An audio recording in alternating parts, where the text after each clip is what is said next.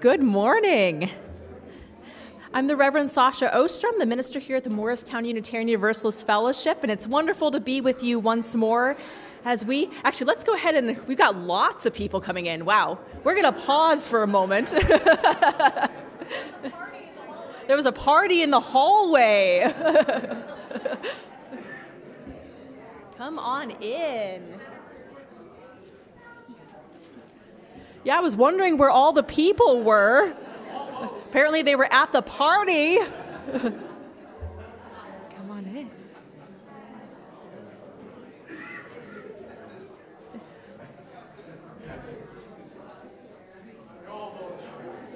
Still lots. Come on in.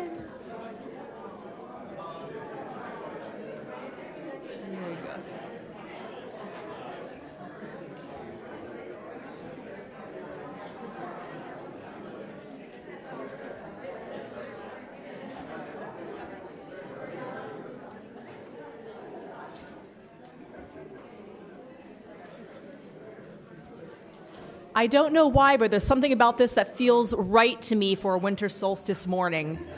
It just does. All right, so as I was saying before, I'm Reverend Sasha Ostrom. I'm the minister here at the Morristown Unitarian Universalist Fellowship, and it's wonderful for us to all be together as we gather for worship, for lifting up that which is of worth in this great common life we all share. And as we settle in for the hour on this Sunday of the winter solstice, let's pause and center our minds and our hearts around December's theme of choosing hope. And we begin with words by Barbara Wells Ten Hove. The dark time has come. The earth in her great dance around the sun has come inevitably to the solstice, the time of extremes, of distance, of darkness and light. In our hemisphere, we experience this time as one of cold darkness, of shortening days and lengthening nights. And the earth is tipping, from our perspective, further and further away from the sun. And we wait, but the moment when the darkness is greatest is not entirely predictable. The spinning of the earth dances as the earth continues, but for one brief instant, when the axis of the earth's rotation crosses the line through the center of the orbit of the sun, the tipping stops. And for a moment, we seem to stand suspended in space, pulsing with potential movement and ongoing life. And then, like a child's top that almost fell over, we are saved by the spin and lifted up again toward the light. So come, my friends, and let's worship together.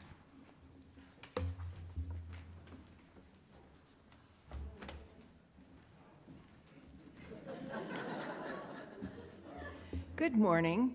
I'm Beth Wilson, and I'm your worship associate this morning. And if you were ever considering being a worship associate, you won't have to dress like this every Sunday. Each Sunday, we light our chalice, the symbol of our Unitarian Universalist tradition. But in this season of lights, when each flame represents a special hope burning in the hearts of our religious neighbors, we have some special lights to kindle. The fourth candle of our wreath, as today is the fourth Sunday of Advent. The eighth candle of our menorah, as today marks the eighth day of Hanukkah. And finally, we light our chalice on this day of Yule, the winter solstice. Our flame lighting readings today are by Joe Von Rue and Kathy A. Huff. Traditionally, Advent is a time of searching for light in the dark. Hanukkah is the festival of lights, and the pagan tradition of Yule is a celebration of the return of the sun. But darkness is important as light. The cold dark of winter is as important to life as the bright warmth of summer. Darkness is home to entire ecosystems, places where humans cannot survive. Darkness offers us the gift of rest, healing, and hope. It is the darkness of sleep that our bodies are able to heal and rejuvenate. Darkness offers opportunities for beauty and love to live in our lives. Conception begins in the dark womb. A great prophet was born at night, and the vastness of the universe can only be seen on the darkest of nights. So on this longest of nights, let us welcome the night.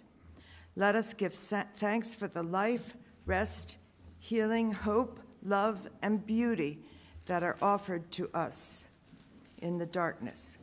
Come, beautiful souls, and let us embrace the darkness together, even as we honor the light. I'm looking for volunteers to light the candles. Someone who comes from a Jewish tradition might want to light the menorah. There's someone who wants to light the Advent candle. Come on. And someone who'd like to light our chalice in honor of Solstice. You, okay.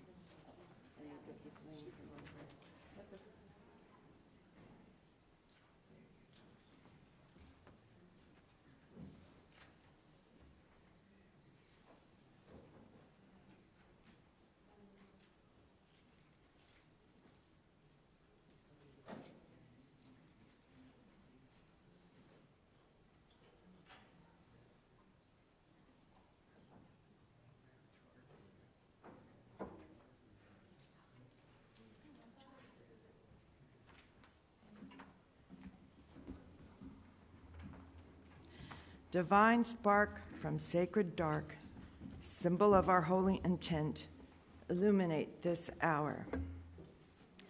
And now please stand as you're able for our affirmation by James Villa Blake. Please repeat each line after me. This helps everyone to learn the affirmation, even if they can't read yet. Love is the spirit of this fellowship. Love is the spirit of this fellowship. And service is its law. And service is its law. This is our great covenant. This is our great covenant. To dwell together in peace. To dwell together in peace. To seek the truth in love. To seek the truth in love. And to help one another. And to help one another. Please join me now for our opening hymn. Our opening hymn today is one of my favorites, number 235, Deck the Hall with Boughs of Holly.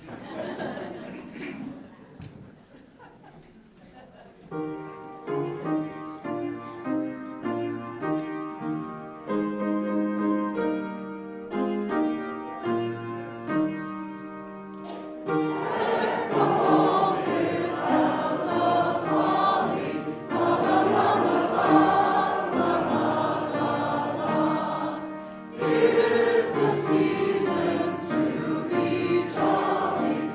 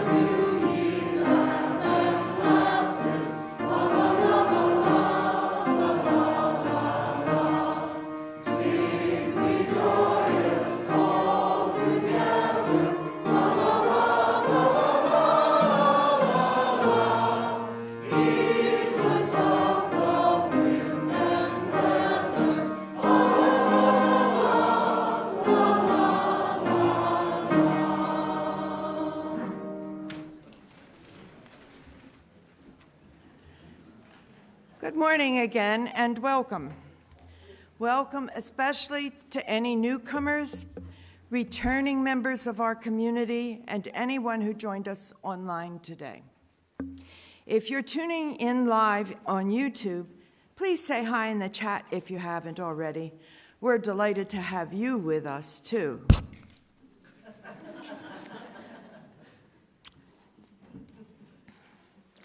We're a community of many ages, but we all worship together here. You can join us many ways on Sundays, including online, here in the sanctuary, or in one of the many rooms in our buildings where we live stream the service on TVs. In particular, I want to draw your attention to the family room, which is located out the doors and to your right. The family room is especially great if you need a space to talk, soothe a crying infant, or you just need to get up and move around. Our service is live streamed there, so you won't miss a thing.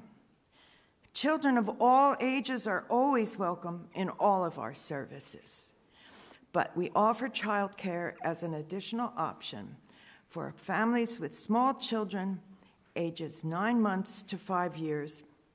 Parents, if you find yourself in need of childcare at any point during the worship today, please bring your little one to room A in the Gateway Center. Again, welcome to everyone here with us today. We're glad you're here.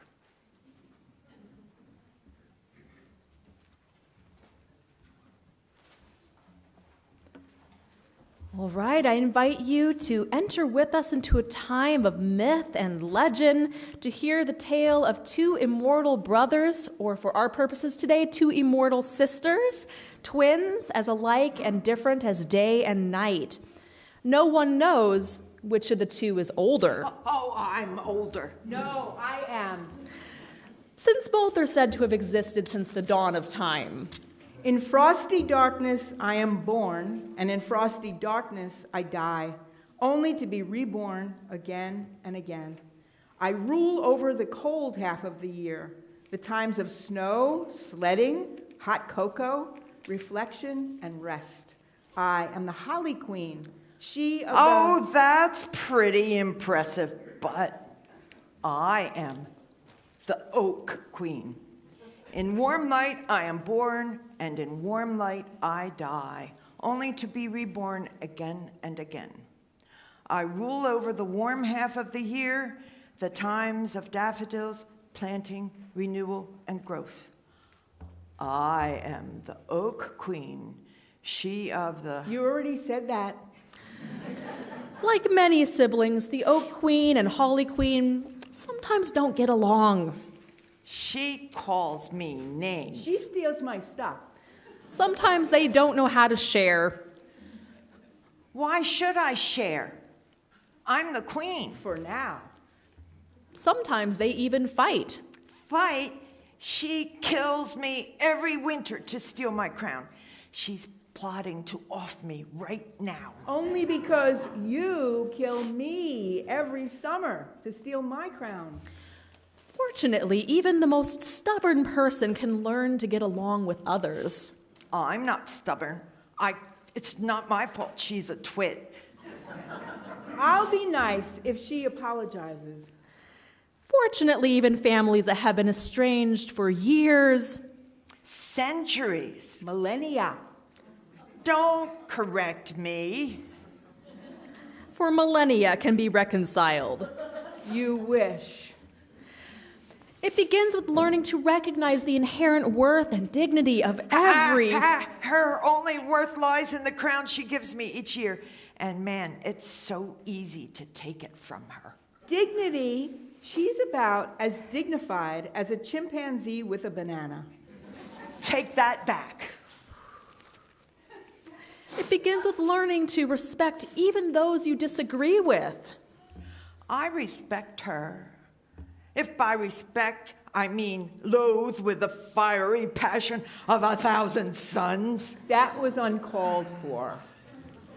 And once you learn to affirm each other's worth and respect one another, you can learn ways to overcome your differences. Oh, we have many ways. Yeah, really effective ways. My favorite begins with a club and ends with a thud. Ways that do not involve violence. Oh? We're going to try one of those non-violent ways today. We are? Do I have to? Do you want to turn out wearing the crown? She's just going to try to hurt me and take it. Well, it is my turn. She's not going to hurt you. She's not? I'm not. No, you're not. The two of you are going to have a little contest. Oh, like a duel. Or, a nuclear arms race. No. Oh? Darn. You may notice over here that there are 2 drums. I like drums. I'm really good at drums. Well, I'm better. Ha! You wish. Your Majesties. Thank you. Now, Oak Queen, please choose a drum. Why does she get to pick first? Because she's the incumbent. Not for long. All right, Holly Queen, let's have you take up your drum. Thank you. All right, let's do this. Not so fast. Ours is an interdependent world, and those of us who are living in it should have a say in how our world is run. And so I would like to ask all of you to please pick a team. Team Oak. Yay, Team Oak! Or Team Holly. Now you can participate by clapping, stomping, patting your leg to the drum beats, or by cheering along with your chosen queen. Now, Oak Queen, you are the current ruler of the known universe, so your side gets to go first. Okay, we've got this.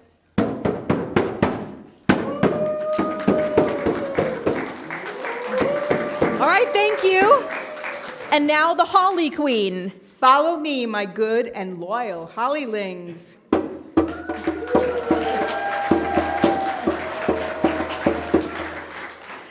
All right, so we are going to speed things up a bit. And now, ladies, remember to take turns. Begin.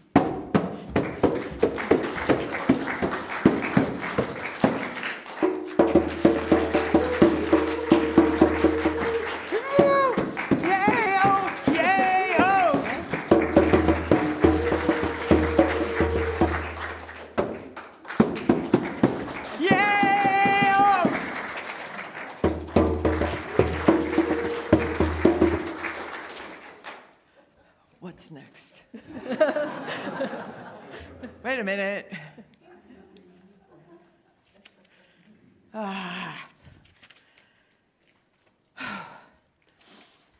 Curses. I must admit defeat. Hand over that crown. You get the crown, but only on one condition. Condition, mortal? Yep. Bah, fine. What condition? In 6 months, you will give your sister a chance to win it back, and you will not hurt her to get it back. So to be another drum battle? I can agree to that. Good. Now give her the crown.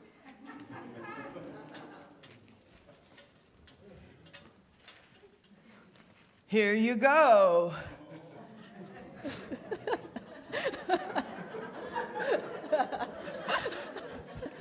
You got it. All right. All hail the Holly Queen. Let's give her a round of applause. Thank you for helping keep the wheel of the year turning and ushering in the winter season. And may our queens please take a bow. And I want to give credit to Sasha for creating the crown. One of many strange ministerial skills.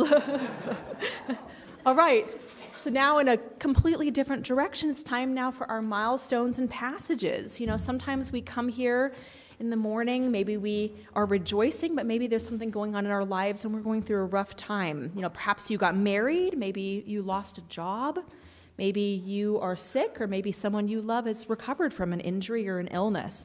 And whatever your age and whatever your joys and sorrows, you can share them in our service by filling out our milestones and passages form before 9 a.m. on Sunday morning. That form can be found on our website and is also available as a paper form that you can fill out through the doors over there and bring up to the front. This morning we have a couple of items that people have submitted, so please respond to each of these by saying, "We hold you in our hearts." And if you are joining us online today, I invite you to participate in the chat.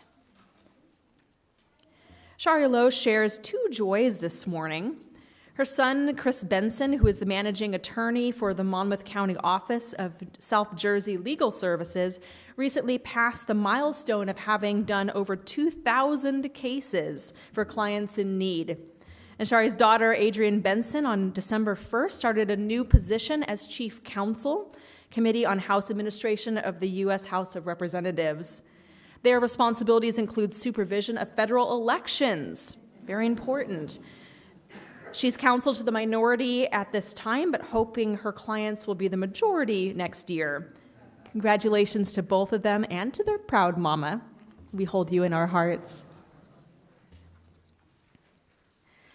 Annette Tyler shares, "Today would have been our 57th wedding anniversary. Toby and I were very lucky to have celebrated 55 years of a wonderful partnership. I am so very grateful to my family and dear friends for helping me to go it alone. We hold you in our hearts." And Ellen Wells shares, "May we send our healing energy to Kathy Solu, who is in a very difficult recovery from a detached retina, and our hope for a full return to her eyesight. We hold you in our hearts." Let's take a quiet moment now for the prayers and meditations of our own hearts. This is a time to go ahead and close your eyes. Sink into the quiet of this winter solstice morning. Let yourself get comfy in your chair. Focus for a moment on your breathing, on the air passing in and out of your lungs. Maybe allow yourself to hear the breaths of the people around you, this community that's holding you. Feel the spirit of life and love holding all of us in this still moment together. Let's go ahead and take 3 deep breaths down into our bellies and then a moment of silence.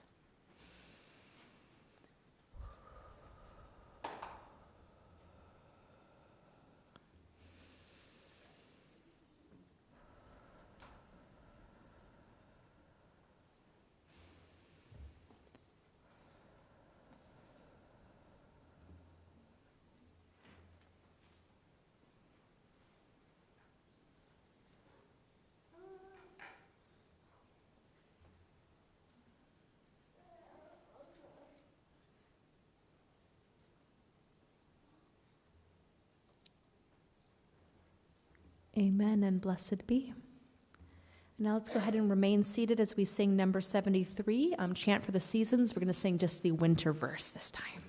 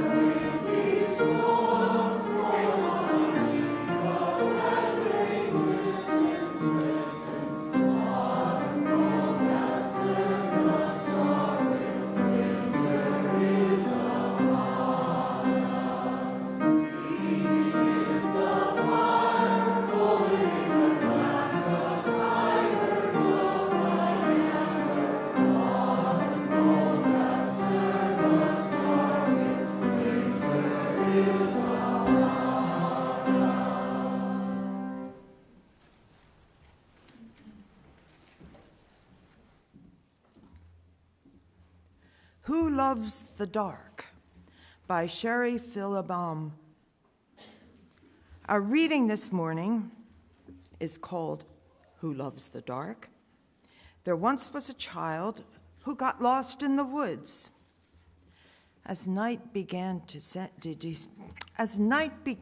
descend, the child became more and more frightened. I'm sure any of us would be frightened too in that situation. But what made this child even more frightened was that he has always been afraid of the dark. When the sun was all the way down and the only light was just a tiny bit of light from the moon and stars, the child got so frightened, all he could do was sit down and cry, which he did. Soon he heard a voice say, "What's all that racket?" The child looked up, and in the darkness, he could see two glowing eyes looking down on him. Before he could scream, which was his first impulse, there was a flutter of wings, and the creature flew down near him, and he could see that it was an owl, who said, "No need for all that crying. If you just give me your address, I can lead you home." With that, the child did indeed stop crying, partly out of relief that someone might be able to lead him home, and partly out of curiosity as how an owl could locate his home with or without an address. But deciding he had little to lose, the child choked back his tears and replied that he would be very grateful to be guided home. So this strange pair headed off through the dark forest, and in what the child hoped was truly the direction of his home. When his fear left him just a little bit, the child looked around, and though the moonlight was dim, he began to notice his surroundings a bit. At one point, he noticed a kind of flower he had never seen before, and slowed his pace just a little so he could gaze at it.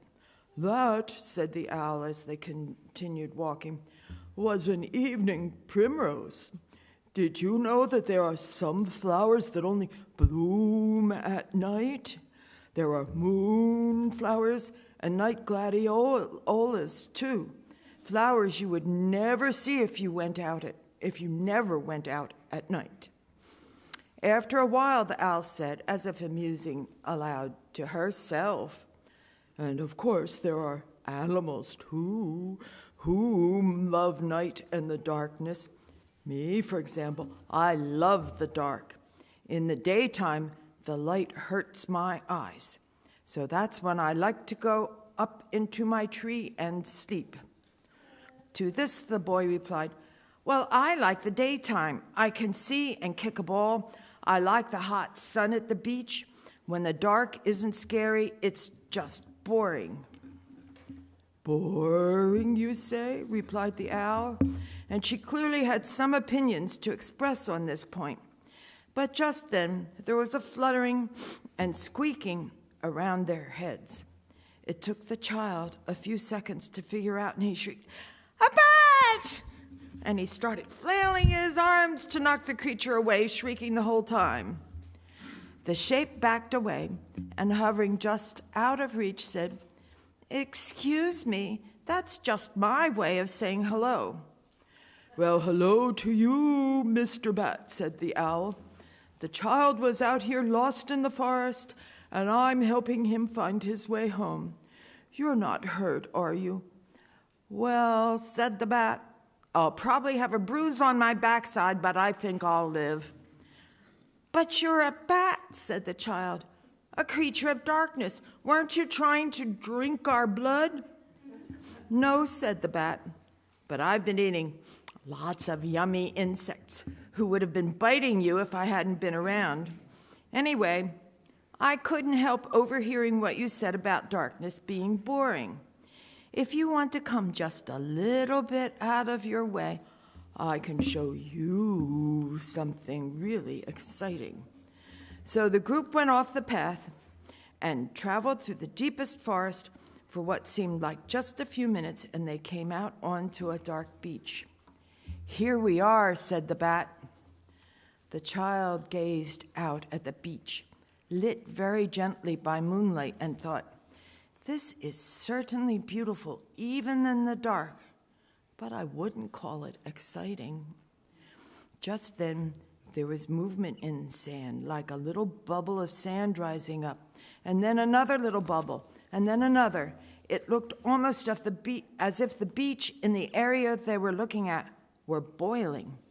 Then out of one of those little bubbles of sand popped a rounded shape.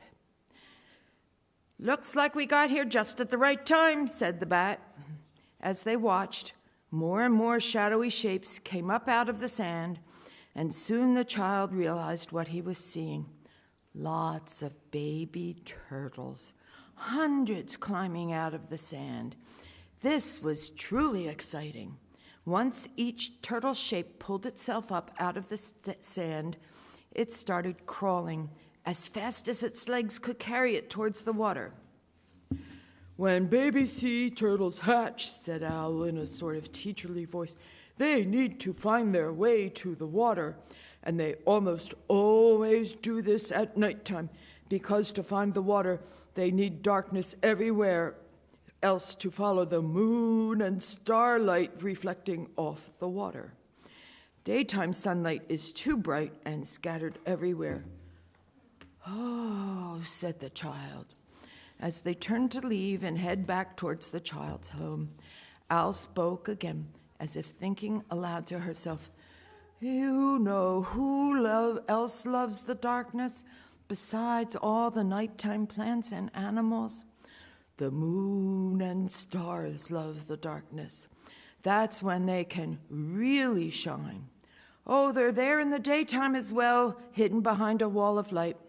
But when the wall goes down with the sun, the stars and the moon reveal their identity and their beauty." After what seemed like a very short time, the child and Owl left the forest and walked down a street that the child recognized as his own.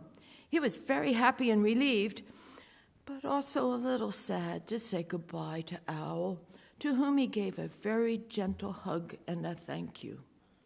He went home into his house, and being extremely tired, got ready for bed right away. Before he went to bed, as a matter of habit, he bent to turn on the nightlight that he always kept glowing through the night to keep the dark at bay.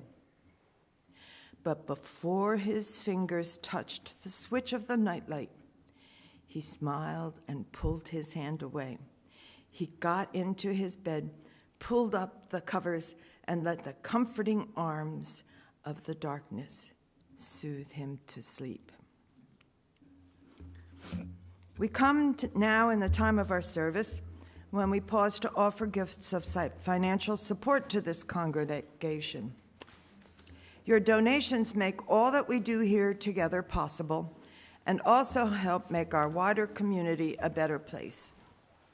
That's because each Sunday we give at least half of the money we collect to an organization that is doing good work to advance our Unitarian Universalist values in a world that needs them now more than ever. Today's offering will be split 50-50 with Black Lives of Unitarian Universalism, committed to expanding the power and capacity of Black UUs within Unitarian Universalism. You may give in our collection plate or by following the instructions printed on your order of service and shown on the screen. Thank you in advance for your generosity.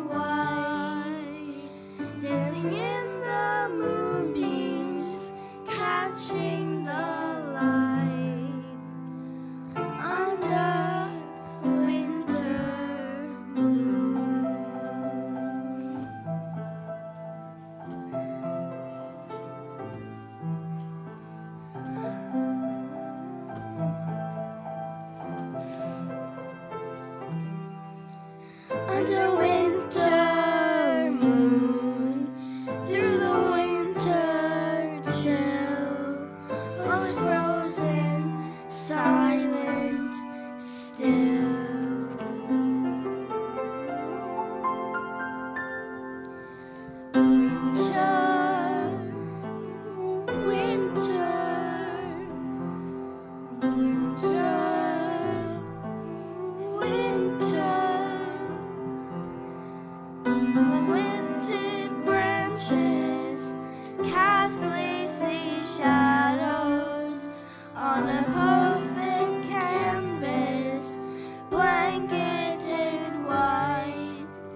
Icicles like diamonds shine in the light. The winter moon.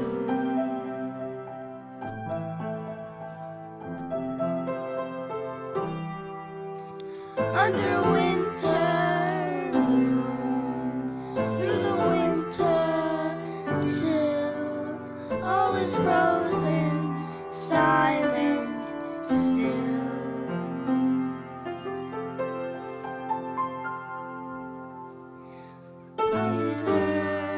Winter, southern winter, under winter moon.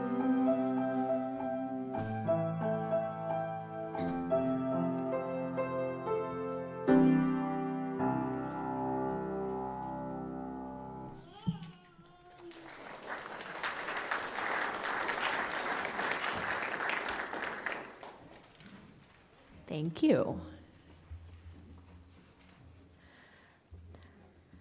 Smokey and I have been enjoying a new television adaptation of Anne Rice's The Interview with the Vampire. And whenever I think of vampires, I'm reminded of this T-shirt that one of my friends used to wear. And the T-shirt featured a vampire Romeo saying, "What light through yonder window breaks? It is the east, and Juliet is, the sun!"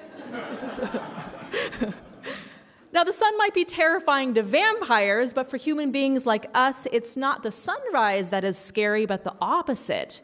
What if the sun never rose again? And of course, logically, we know that this isn't going to happen. Every day, the sun rises in the east without fail. And we trust this, and we understand scientifically how it works. But in ancient times, whenever the days grew shorter and the nights longer and colder, people were left to wonder, what if the light keeps fading? What if the sun never comes back? Now, they may not have had our scientific knowledge, but ancient people did have some pretty effective ways of their own of measuring time. Many pre-modern cultures learned how to pinpoint the exact moment of the winter solstice every year. Some designed buildings even that could capture the sunlight at a specific place when the solstice arrived. And for these ancient people, this was a special time of the year. It was a sort of turning point, marking the shift from the longest night of the year to the slow return of sunlight and warmth. And they defied the winter cold and darkness, gathering and kindling fires to help keep them warm and to welcome the light. In Norse cultures, they used to light a Yule log, but not the way that we maybe normally think of a Yule log. Their Yule log wasn't just a big log, about yay big or so, tossed into a fire, and it wasn't one of those tasty chocolate treats that's shaped like a log either. No, they used to drag an entire tree, like roots and everything, into their communal hall, and they would toss one end of this tree into the fire and carve runes in the bark, and then slowly over the many days of Yule, they would push the tree further and further into the fire, and it didn't burn the whole thing down because, of course, it's pretty damp. And it kept their hall warm for days, and it helped them to hold on to hope through the cold part of the year. They also feasted and sang, and they engaged in religious rituals to protect themselves from the winter and the darkness and to invite the sun to return. But most importantly, they gathered in community, just like we're doing now generations later, to remind one another that we're never really alone in the dark. Now, today, this time is perhaps less mysterious to us than it was back then, but it's still full of wonder. I mean, even if we take a look at just the science, this is such a special time of the year. At 10:03 this morning, just a little while ago, the planet reached its furthest tilt away from the sun, the official winter solstice. Last night was the longest night of the year, clocking in around 15 hours. And today will be the shortest day of the year with only about 9 hours of sunlight. But solstice is more than just a scientific phenomenon. It is also one of my favorite things, and that is, it is a paradox. Now, I love paradoxes because they are two opposing things, seemingly contradictory things that manage to be equally true at the same time. Paradoxes have this really cool way of challenging our perception and deepening our perspective. And here's one of the paradoxes of the winter solstice. So while we here in Morristown are sipping hot cocoa on the shortest day of the year, people in, say, Melbourne are like eating ice cream on the longest day of the year. That's right, for us here in the Northern Hemisphere, today is the winter solstice, but in Australia, it is in the Southern Hemisphere. And for them, it is right now the summer solstice. And for our planet Earth, it is both summer and winter right now at the very same time. And I don't know about you, but this is something that gives me hope in dark times of my life. You know, the light never really leaves the building, folks. It just moves to a different room in the building. And that is why if I could go back and retell that story that we heard earlier today, the skit, I would change the ending. And in the new version, we would honor the way that winter and summer are able to coexist, not just on our planet, but sometimes in our own lives too. You know, sometimes we experience bright, warm, summery times in one area of our life, and at the very same time, we are going through some cold, dark, wintry times in another part of our life. Now, in my new version of the skit, both the Holly King and the Oak King would win. Neither of them would lose their crown. Instead, they would just like swap castles or something. You know, one would go live in his brother's southern palace for 6 months, and the other would go rule from his brother's northern palace. And then at the next solstice, they would just switch places again. Instead of fighting each other every year, they would throw their doors wide open and they would say, "Your time has come, brother. Welcome home." And so we will keep on exploring the solstice together more here soon. But first, let's go ahead and pause and sing. Our song this morning is number 226, People Look East. And we're just going to sing part 1 for now. Let's go ahead and rise and body your spirit.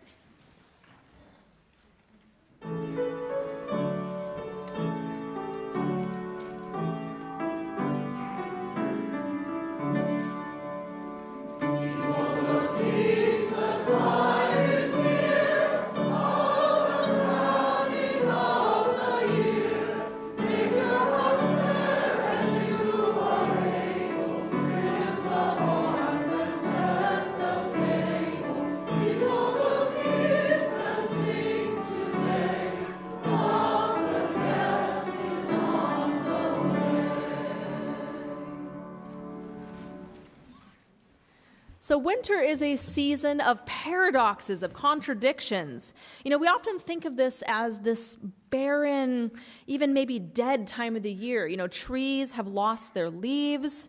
The branches stretch like these skeletons up toward the sky. We see fewer wild animals, and there aren't those tender little shoots that we see later in the spring. It's too cold for them to survive. And yet at the very same time, even though everything seems barren and dead, something is happening. You know, the trees aren't truly dead. They're just conserving energy and preparing for the springtime.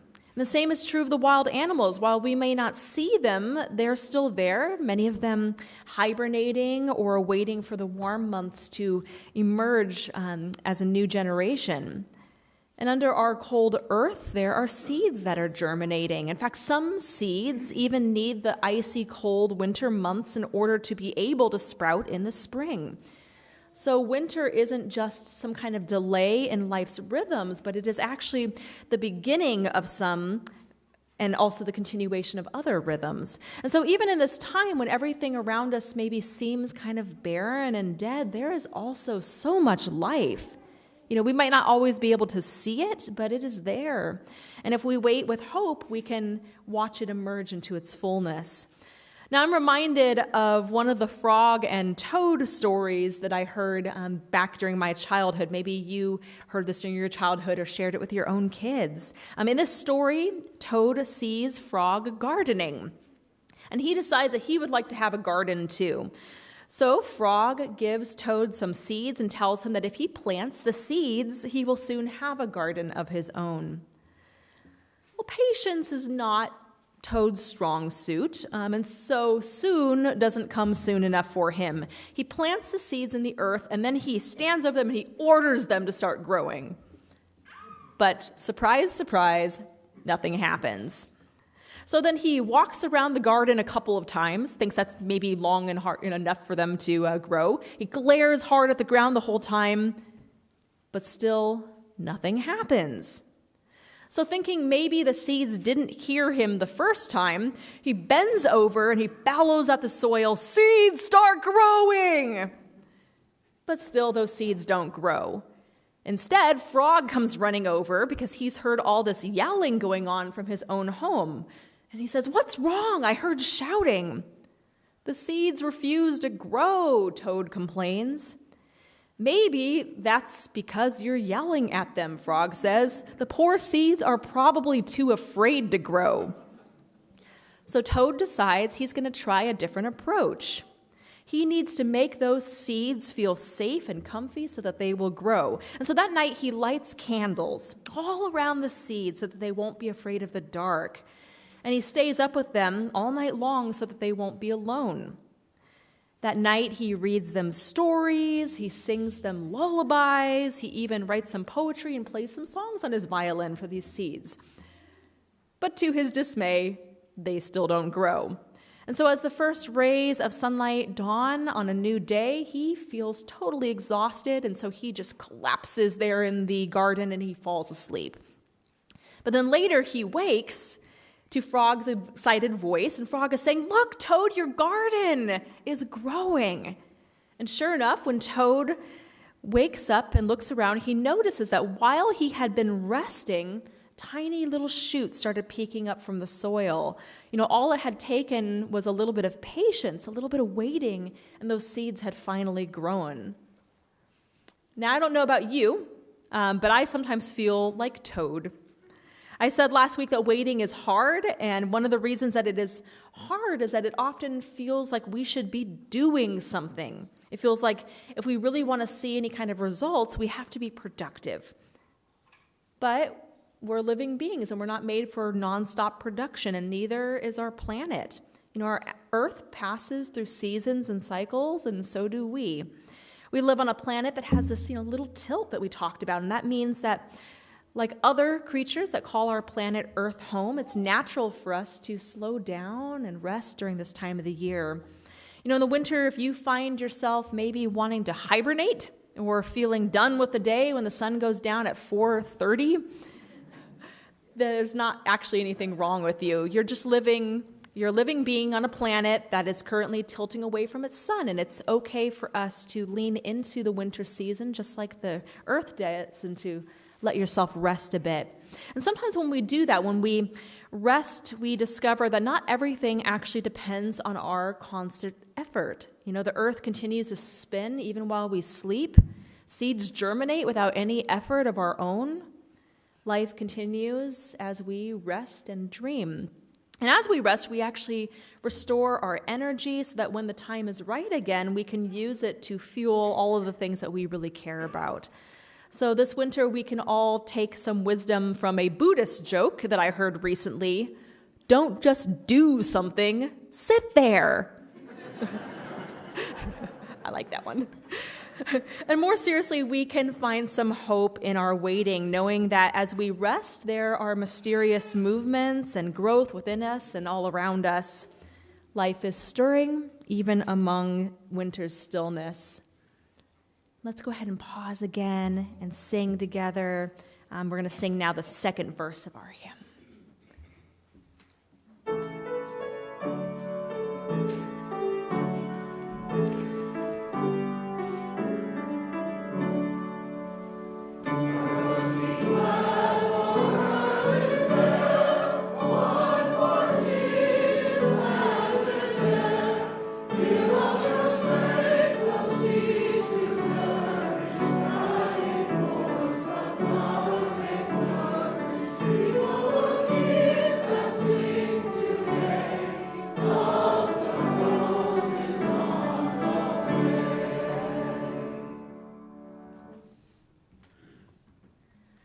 All right, so I've got one more winter paradox for us today, and it is a paradox that we begin to discover when we embrace a very holy, very sacred word, and that word is no.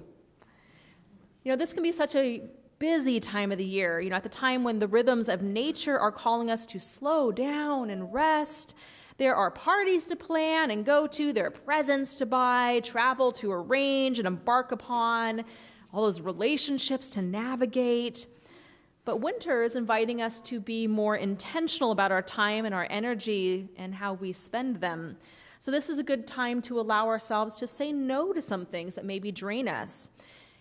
And the paradox is this: every time we say no to something, we are also simultaneously saying yes to something else.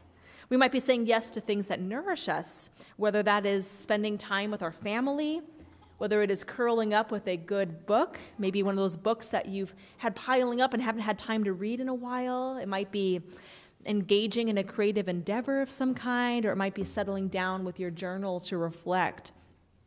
And it can even be saying yes to something like a long nap. Maybe you are saying no to tackling the day while you're still exhausted, and yes to darkness and dreams, to rest and restoration. So today, after our service, I didn't have time to cram it in the service, so after the service, before you go and enjoy your caroling, or maybe after, I have a fun little Solstice craft project to help us reflect on the goodness of winter. You're going to find a table full of scissors, pens, and little squares of glow-in-the-dark paper. And I invite you to cut a piece of paper into the form of a little moon. And write a few things there on the table. There's a matte side to it that you'll want to use. Write a few things on it about what you love about this cold and dark time of the year. Maybe it's the way hot cocoa just seems to taste better when it's cold outside. Maybe it's the hush after a fresh snowfall. And maybe it's fun things like ice skating or caroling, things that we're doing today and in the coming weeks. I especially encourage you to write down a few things that you can only enjoy because nighttime makes them possible. And then afterward, I invite you to take your moon home and put it by your bed. And at night, it'll glow softly in the dark, a little reminder of the winter's blessings. My friends, each season offers its own gifts. As the wheel turns, once again, may we discover anew all of the good things that are in store for us. May we open our hearts with wonder to winter's dark, quiet gifts. And when we go to bed tonight, may we not just sleep, but dream and wake tomorrow in the gentle warmth of the returning light. Amen. Blessed be. Now let's please rise in body or spirit one more time for the final part of our song.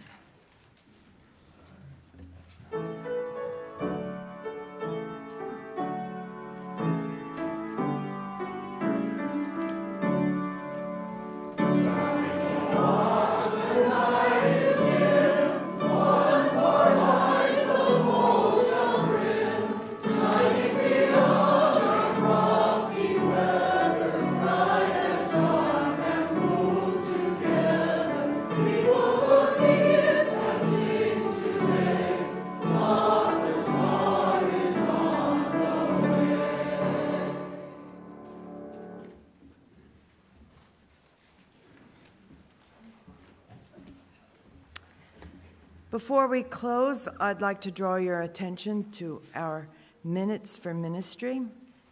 This is a time when we share brief updates of 1 minute or less about our congregation's activity to help us stay engaged with our community beyond our Sunday service. This morning, I'd like to draw your attention to the following announcements. Any newcomers with us today are invited to fill out a welcome card to help you get connected with us. You can also talk to our welcome ambassador, who would love to meet you and answer any questions. Look for the sunny gold sash. If you have questions about religious education, please talk to our religious education ambassador, who's wearing a green sash. Anyone needing a caring presence this morning will find a compassionate listening ear with one of our lay pastoral care associates. You'll recognize them by their sky blue sashes. Our lay pastoral care associate today is Lori McGeorge. If today's sash wearers are here in the room, please stand or wave so we can see you. There they all are, yes. We have several great activities for you every week. This week, join us on Wednesday for our 5 p.m. Christmas Eve service for families featuring a no-rehearsal pageant, or our 8 p.m. Lessons and Carols Christmas Eve service. We had a no-rehearsal pageant last year, and it was great. And next Sunday, for your last opportunity to sing holiday music at our A Very Merry Holiday Hymn Sing service. Full details about these and many other activities can be found on the back of your order of service, our weekly e-newsletter, or on our website at muff.org. Go ahead. Okay. And now I open the mic to announcements. Do you want a hand? You're good. What a perfect day for this announcement. All this talk about needing more light, I have a proposition for all of you. If you need more light, thus a candle, or you enjoy drinking hot cocoa, tea, or coffee, I have the thing for you. Come and see us during social hour, and you can purchase a MUF mug that has been made into a candle, or if you just want one of our mugs to take home and keep as a memory, come and buy one. With the money raised, we're going to buy new mugs with our new logos for coffee hour.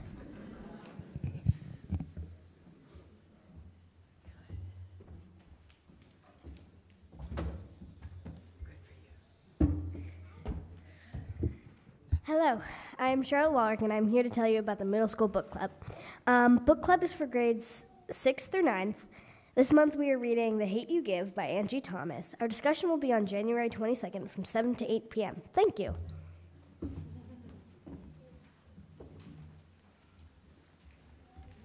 Good morning, everyone. I just wanted to give you an awesome update from our bake sale. We raised over $800 from baked goods. So thank you, everyone. We had such a diverse collection, and both the crafters and the patrons all really enjoyed it, and made it just that much more festive and cozy. So thank you so much for everyone who showed up and donated something. The second announcement I have is I'm running a workshop, a reflective workshop on January 4th called the Yearly Compass, which was a service auction event, and it will be held after service. So if anyone, I have more room, so if anyone wants to do a reflective kind of group activity, looking at your year past and setting intentions for the year future, please talk to me and I'll work with the service auction committee to get you signed up. Thank you.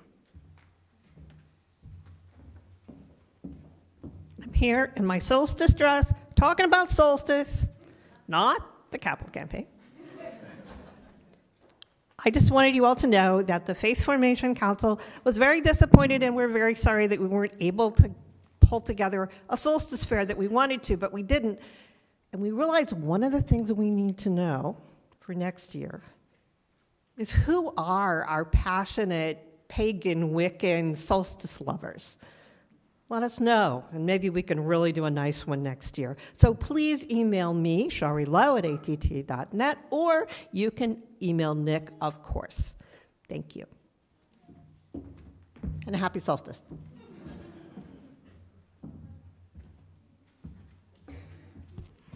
As the days are growing longer, think about the summer solstice. Think about a service that will be happening in June, but that we will start planning in January. The tentative title is Preaching from the Broadway Stage. Did you know that Oscar Hammerstein was a Universalist? Lots of other good things. We don't know yet when we'll be meeting, but there will be meetings starting in January, and we hope that lots of people will participate and share some of their experiences so that we can talk together and plan a celebration of those kinds of words, scenes, and music.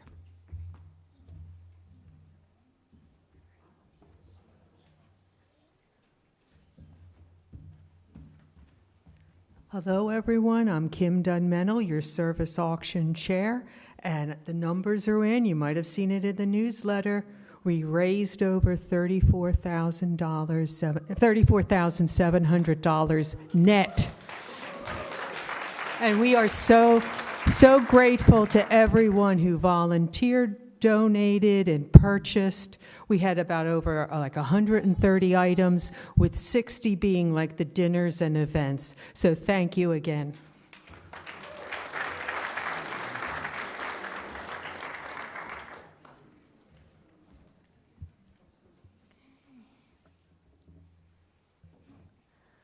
All right, it's time for us to bring our time of worship to a close. And as we go out into our daily lives, I leave you with the words of Mary Geer. Infinite web of life, spirit of love, great mystery that is darkness.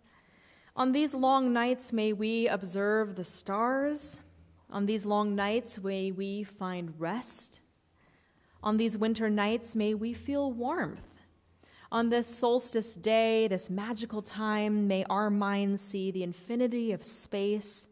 May our bodies find rest, and may our spirits feel the warmth of community. May this be so. Amen. Blessed be, and go in peace.